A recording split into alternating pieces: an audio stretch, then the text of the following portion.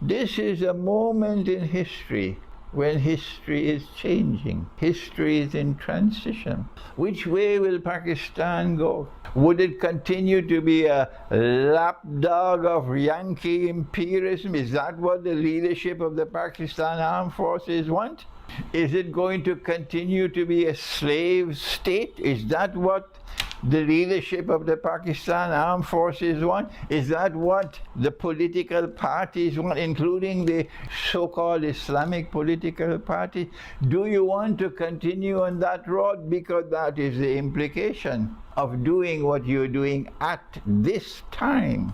This band of people have ganged up together to try to remove a government in Pakistan. What's new? This is the kind of rubbish that you had from day one when Pakistan was born, because it was born in the model of the Republic of Turkey, complete with territorial sovereignty and national anthem and national flag and parliament and political parties and so on. The model of Turkey. This is post-Ottoman Turkey. So from the day Pakistan was born, we are accustomed to this rubbish. But those who have no fidelity to the Quran, those who have forgotten the Quran, those who have forgotten the Sunnah, they now live imitating the most godless civilization the world has ever known. They don't know it, I know it.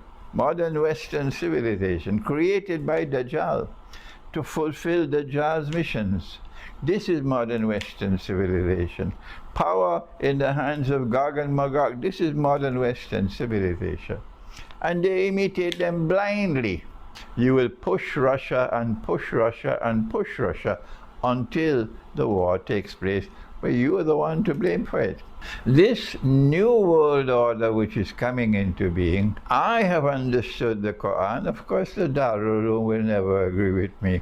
These institutions of Islamic learning called the Darul Uloom, even Jamiatul Azhar, they have the classical model of Islamic scholarship, the traditional model of Islamic scholarship, and they will never change.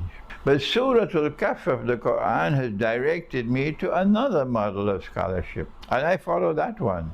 Are you listening to me in Pakistan? All of you in Pakistan who honor and respect the Iqbal, forget your religious party to which you are aligned. Forget whether you are Sindhi or Punjabi or Balochi or this or that or the other.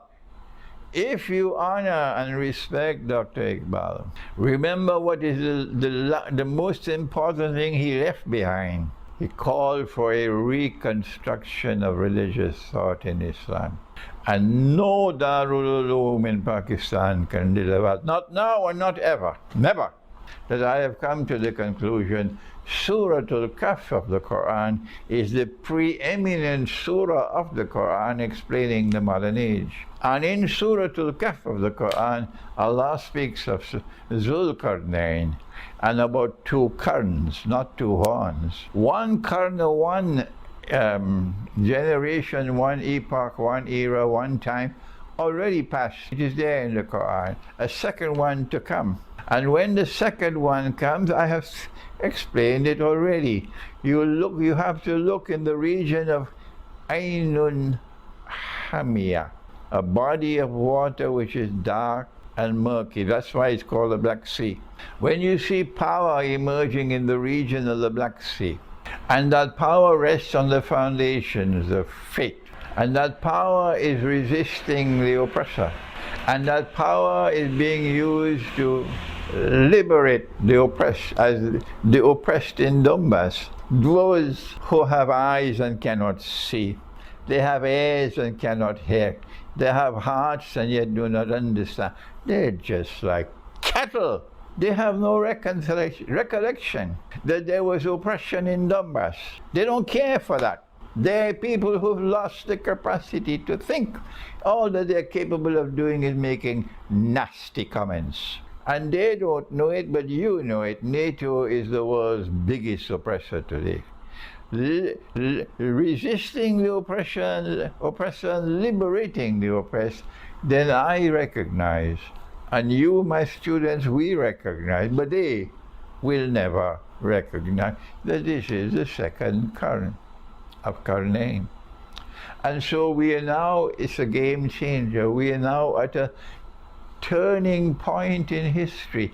Is this the time to gang up against Imran Khan? Have you no sense in your stupid heads? Huh?